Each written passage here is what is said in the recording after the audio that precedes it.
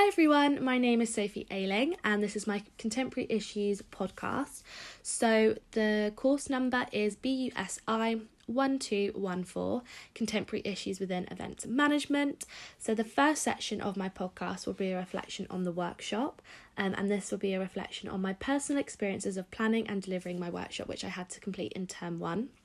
And then the next 5 sections of this podcast will be 5 contemporary topics that I've picked, and I'll be discussing them, and there'll also be some interviews included. All my references will be either linked in the Word document or in the link below. Enjoy! I love talking, but I think actually having people watch me. But I think it was really good that we all kind of did a practice run beforehand and everyone in the group helped, which I thought was really, really useful, so I wasn't as scared. It was hard as well because we had to give a lot of information. We also had to use academic references and sources, as well as make sure that the workshop had enough time, and it was all in 10 minutes, as well as being super engaging, and I think I found that quite hard. But definitely next time, I think that I need to make sure that I 100% practice a lot so I fit into the 10 minutes, because I did actually run over time. And I need to make sure that I only have relevant information.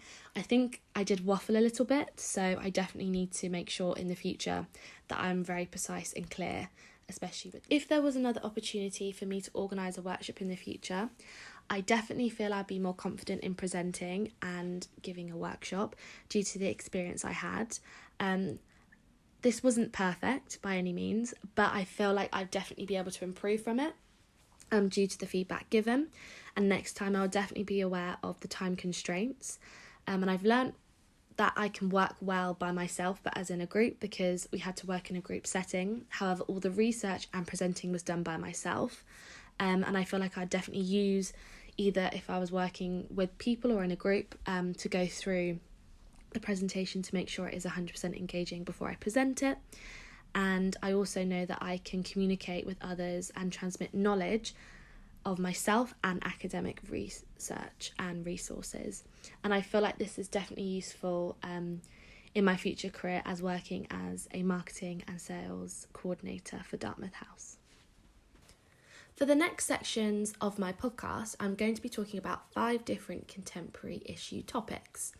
The first topic I have chosen to talk about is how can technology help attendees to contribute within making event venues more sustainable. So to help with context, I would like to read out a definition of what makes venues sustainable. So it is a place that activity accounts for the current and future economic, social and environmental impacts of the event industry and tourism industry, while engaging and listening to the needs of the communities, visitors and industries and our living planet. And this definition is from the Global Definition Sustainability Index 2019. So next I also want to talk about how to make a venue sustainable. So these characteristics have been mentioned in the book of Sustainable Events Management, a Practical Guide by Jones 2019. So the first point he makes is build using sustainable materials to make sure that it's environmentally friendly and it's also going to last a long time. Energy efficient, so not wasting energy, so having maybe lights that are censored, for instance, so when people are walking in and out of rooms, they don't forget to turn the lights off and they automatically turn off. Considering the indoor environment as well as the natural environment, so making sure that it's sustainable, energy efficient, but also making sure that you're not knocking down the natural environment, so knocking down trees and other things like that. Design and operated to suit the local climate, waste and water management. So making sure again that, taps have a sensor on them, making sure that you use sustainable ways to get rid of waste. So those are some characteristics to help make a venue more sustainable. Which venues and events can help to be more sustainable is actually showing that attendees can be more sustainable, but even before they attend the event. So there's a couple of ways which include technology as well to help this. So using public transport, I think it's really useful when an event company or venue upload how to get there and encourage ways of public transport like buses, trams, trains, tube, things like that. I understand if the event or a venue is quite far away, but then the event company actually providing that for free, which is really good. And bringing your own cups and utensils, again, helps with waste management, and also can be a really nice incentive. Having an online ticket instead of paper, so this links a lot to technology. I feel like this is really becoming bigger.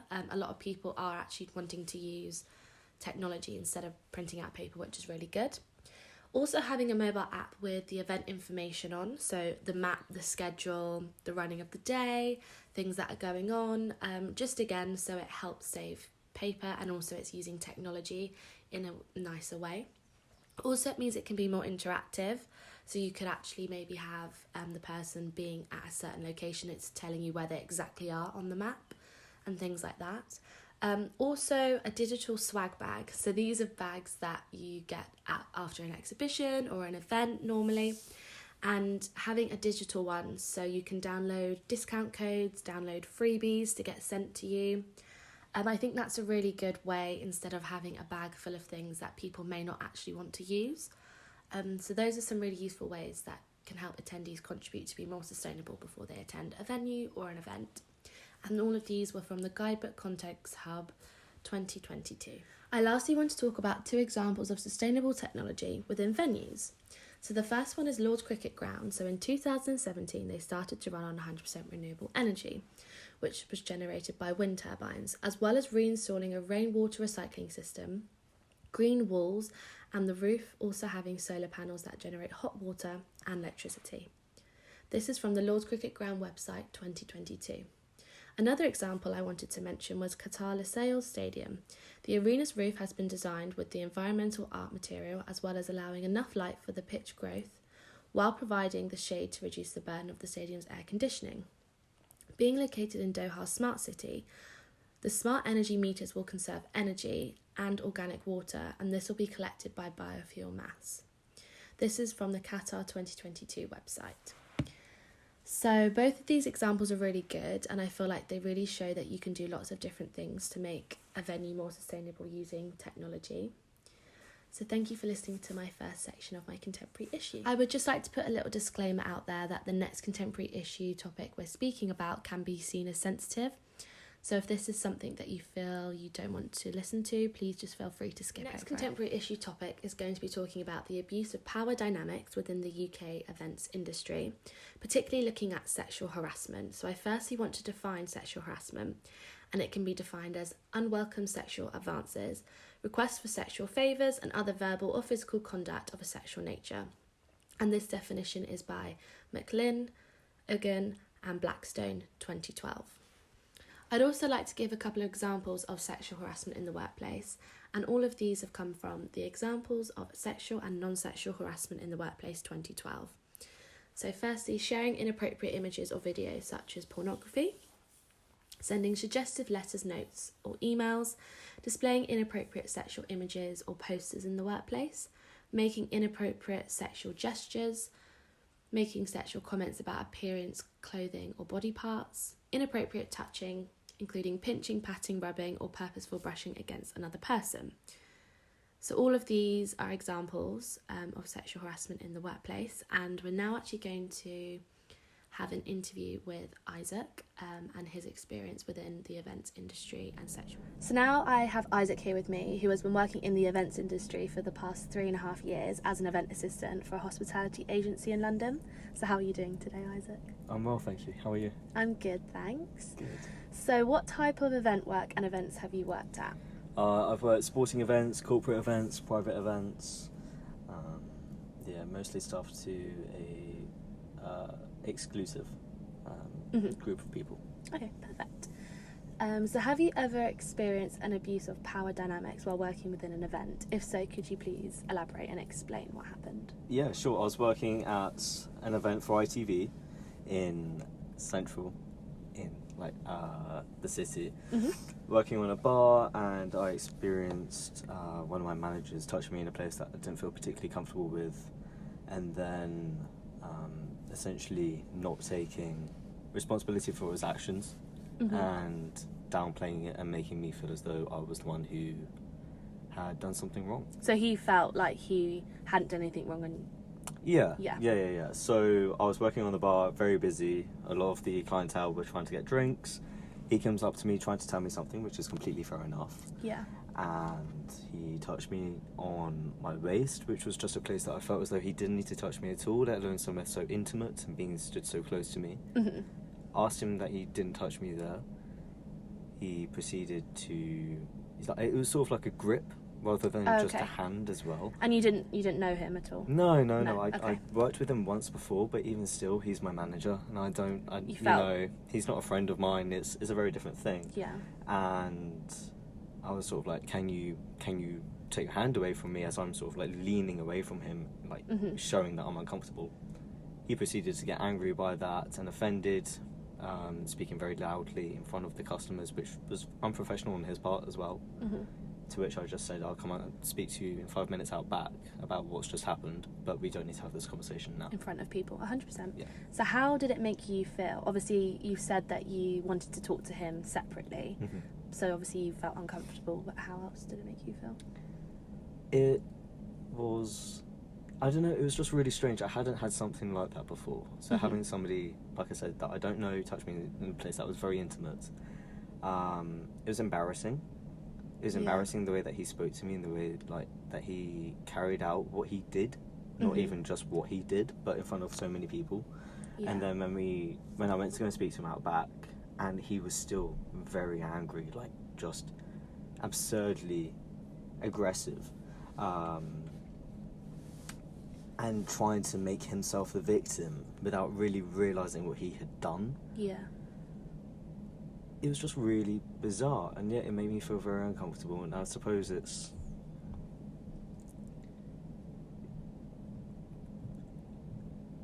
It's fine. No, don't worry. Okay. You've elaborated, thank you. Did you feel comfortable enough to report this to your managers at the event or the event agency? So, the only manager that I spoke to about what happened at the event was him. I did call him out saying, like, you don't need to touch me there, I don't like being touched there. Also, as my manager, you don't need to touch me. Yeah.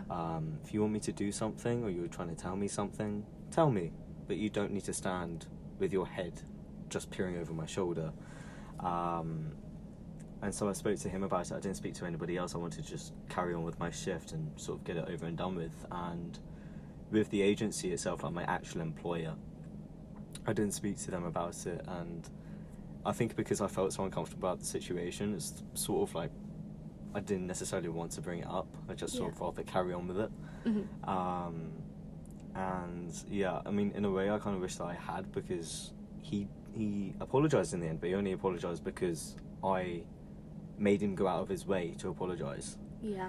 And I know that he wouldn't have done it otherwise, and it's like, if he thinks that sort of behaviour is fine, especially with a guy, when, you know, the first thing that I said to him, like, you shouldn't touch me there, and him being as aggressive and, like, mad that he was, the first thing that he said was, oh, I'm not gay. Like, as if he was really offended. And, like, one, there's nothing wrong with that. Two, has nothing to do with the situation at all. I don't care what your sexuality is. Yeah, it's just how you felt, and it would make you feel like, super it's uncomfortable. completely inappropriate. And so I was just thinking, well, okay, be it that you aren't, that's completely fine. But if you're making me, a guy, feel uncomfortable like that, then what are you doing with women? You know, you're not checking yourself, you're not aware of your own actions, and... And maybe that could have some more serious consequences, you know. I mean, with any gender, it still does, but especially women, I feel like sometimes find it harder. I hadn't spoken to anybody about it. Like I said, it was just something that I felt uncomfortable by and just wanted to sort of carry on with. Of course. And then just one more question.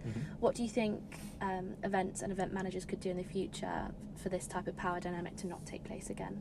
I think there could definitely be some training, or at least further training in regards to things like harassment or sexual harassment, whatever it may be.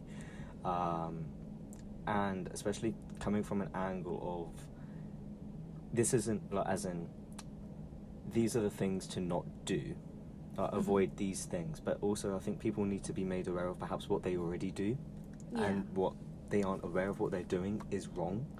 You know, he may have gone to a training session with his work and he's told, don't say this to people, don't do this, but they're never actually told or made to question what they already do and to check themselves, which I think is something that's really important. So I think that's something that could be done, rather than just presuming, oh, I'm not I'm not somebody to make people feel uncomfortable. Yeah. Think maybe, what if I am and I'm not aware of it? Let's actually question my actions and my own beliefs and what I do, and then work out that you aren't, rather than doing it the other way around. And also just having signs like in the changing rooms saying if you are made to feel uncomfortable by anybody, whether that's your colleague or someone from management, find somebody and have a conversation with them, and don't feel embarrassed by that. Perfect. Thank you so much. Thank you. I just want to thank Isaac again for taking part in the interview. I know it can be a really taboo topic to share and talk about and listen, but also as a male, I really want to raise awareness that it does happen to both, and I feel like it still needs to be shared quite a lot, that it is happening.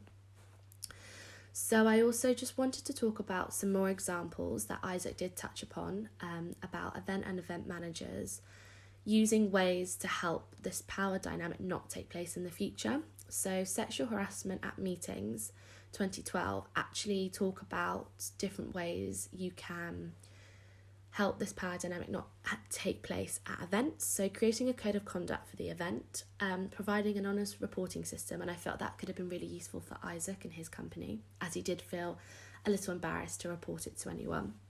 Limit alcohol served at events for attendees, and training staff to handle sexual harassment situations. Again, I feel that could have been really useful for Isaac and his staff at his workplace. So I just want to thank you again for listening to my second contemporary issue topic. So I'm next going to be talking about event design and personalisation and experience. So experience can be described as an interactive sensation triggered by a product, service or event that affects physical and cognitive levels over a period of time. And this is from Dilla et al. 2018. So ultimately, the event experience can be personalised through tangible gifts or mementos throughout the event, and that's from Berridge 2015.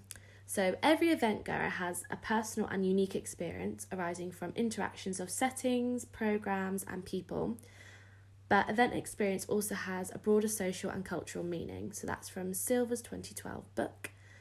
So as you can see, event experience links very much to the personalisation, and the more you personalise an experience, sometimes the experience can be more triggering and release endorphins to make someone feel like they've enjoyed their experience. Berridge 2015 also states that the modern event management is largely about the delivery of experience or the experience opportunities, which is why I feel it's really important within event design to make sure that the experience is looked at and also adding personalisation. I also want to give some examples of why the importance of event personalisation is key in event design, and these are from the Events Force 2022. So the first one is it builds engagement. So in an era where people's attention spans are rapidly declining, given to the vast amount of information they're exposed to, developing the ability to offer people relevance is critical. When the right event context is offered to the right attendee at the right time, they will respond positively and more likely want to repeat the experience. And when this happens, it sometimes establishes trust and loyalty. But you also want to have trust and loyalty anyway. So a poorly delivered personalisation can help determine the effect in the way people perceive your event. But when your attendees see that you're using their information responsibly and in a way that brings value to the event experience, personalisation can be an instrumental in building long-term relationships. You also need to stay competitive. People are increasingly expecting personalised experiences. The fact that researchers found out that customer experience is expected to overtake price and product is a key brand differentiator. Using personalisation to create better experiences for your attendees can be an important competitive differentiator for your events. Lastly, it also helps improve your marketing ROI. When you tailor context to a specific target audience based on their behaviour or demographics, your message is more likely to persuade, which means you're more likely to have people coming.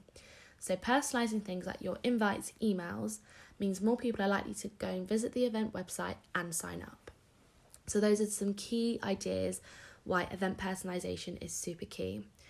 But Getz and Page 2019 also state that also providing meaningful experiences, the character of the events can be enhanced and the ability to engage participants is increased. So that's engaging with the experience and also being personable to everyone.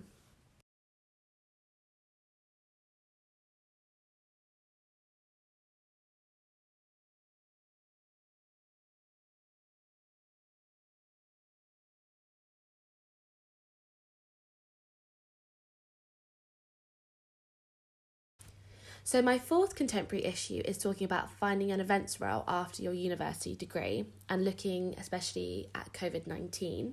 So finding a graduate role can be challenging, especially last year when COVID-19 hit. This caused a lot of graduates having to adapt to new challenges very quickly. So from the university's 2020 Supporting Graduates in COVID-19 report indicated that the UK was facing severe and a deep recession leading into a sharp unemployment rate.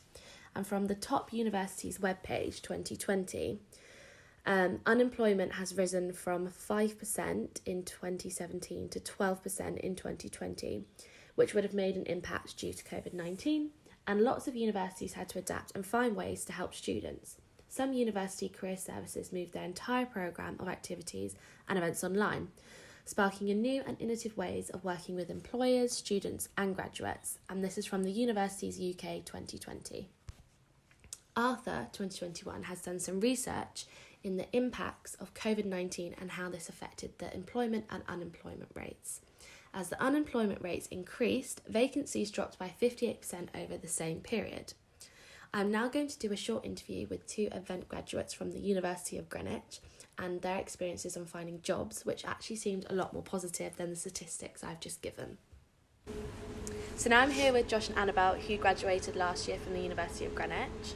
So the first question is, what is your job role at the moment and what do you enjoy about it? I'm content and marketing assistant for the Montgomery Group, which is we just do like exhibitions around London.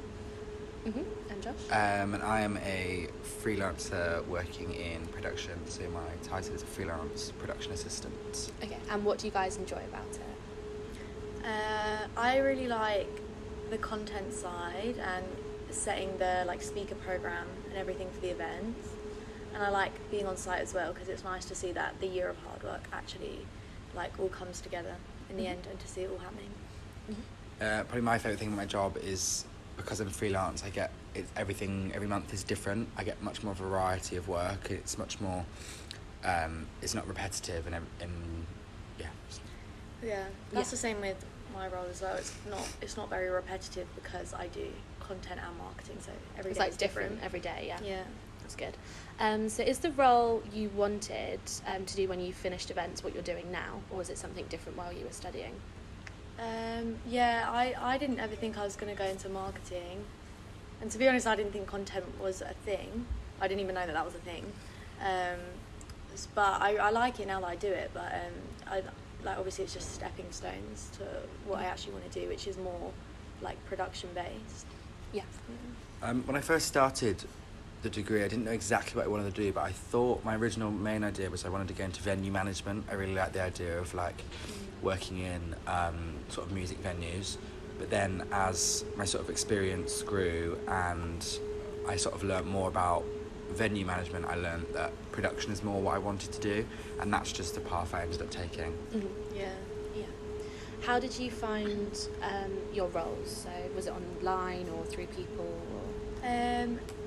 So I just basically did loads of networking and it just worked out really well. So I was part of the Institute of Hospitality because I think the university has like a membership to it. So I did the mentor program with the Institute of Hospitality, and then my mentor basically introduced me to loads of people from there, and then eventually when I was looking for a job, like word got about. And then one of them, my now manager, messaged me on LinkedIn and about the role and was like, "Oh, if I've heard that you're looking," and then I went to the interview from that. I found mine following on from work experience I'd got, and then networking through that work experience, being added into events industry pages on Facebook. Event productions, it's a great industry page, constantly putting work experience in there and different opportunities, and then all my connections grew from that one experience onto the next. Okay, yes, so it was both like similar on using online, but also people as well. Yeah, and I think like when you make a good impression as well, like it helps. Like obviously Josh like made a very good impression to all of the people that he worked with, which is how now he is what he is. And that's the same with me. Like if I didn't make a good impression on the people at the Institute of Hospitality, then they would never have put me forward for the job. Yeah. So how difficult was it to find a job after COVID? I was quite lucky in the sense that I put the effort in at the start of my degree, so I'd started making connections early on, so that the fact that when COVID happened and no one could find any work, as soon as work started up again, I was able to use the connections that I'd met prior to that to start the ball rolling straight away. Yeah. So I was quite lucky in that sense, but something to learn from that is networking, it's using your connections, and that's probably the best way to do it. Yeah, I was like just lucky as well, because I just in second and third year, that's when I started my mentoring. So I just built up connections, and then like one thing led to another. Perfect. And then there's one more question. What is one piece of advice you would give to new graduates trying to find a role in the industry? Yeah, networking, because it was clearly worked out. Yeah, I think from both of our experiences, it's meeting people and making sure you make a good impression, like work hard and make people like you, and then you'll never be out of a job. And there's no harm in just like messaging people as well, like in the industry, exactly. just asking for advice or asking if they know of any jobs. Like I did a lot of that as well. Just it's putting yourself out there, and just be confident and don't be shy. And also, people you'll find people are more willing to help than you expect, because everyone started out somewhere. Like me, for example, I'm always willing to help anyone that asks, and that's the same throughout the industry. It's just put yourself out there. Because everyone knows like that how difficult it is coming into the industry from uni. So there's no harm in just asking, making connections on LinkedIn and stuff, and asking, or if you know someone that works in the industry, just getting them to ask around about opportunities. Yeah, it's the classic thing. If you don't know, and like if you don't ask, you don't get. You don't get it. Yeah, 100%. But also just make sure that you're really nice to everyone. Yeah, always like on point, always, yeah. Perfect, thank you guys so much. I just want to thank Annabelle and Josh again for letting me interview them. As you just heard, it seems like they had a really positive experience with finding jobs during COVID-19 and didn't actually struggle. But I do know that a lot of graduates did. However, they did use lots of different skills that they had before the pandemic, for example, networking and gaining work experience, which helped them being able to find a graduate job. This is also something which has helped me when studying for my events degree and helped me get a graduate job. I did a lot of events experience, and I also did a lot of networking, especially on LinkedIn. So I just want to thank you for listening to this section of my contemporary issue. So my fifth and last contemporary issue I'm going to be discussing is preventing spiking at events. So I firstly want to define what is spiking. So drink spiking is when a person deliberately adds alcohol or another drug to a drink without the permission of the person who will be drinking it. And this is from the Alcohol and Drug Federation 2019. So Berrington and Jones 2002 state the most commonly used drug to spike someone is called rohypnol, also known as roofie. This acts as a muscle relaxant, causing memory loss, heightened sexual desire, and leaves you with an out-of-body experience for a short period of time. However, there are other types of drugs and alcohol that can be used to spike as well.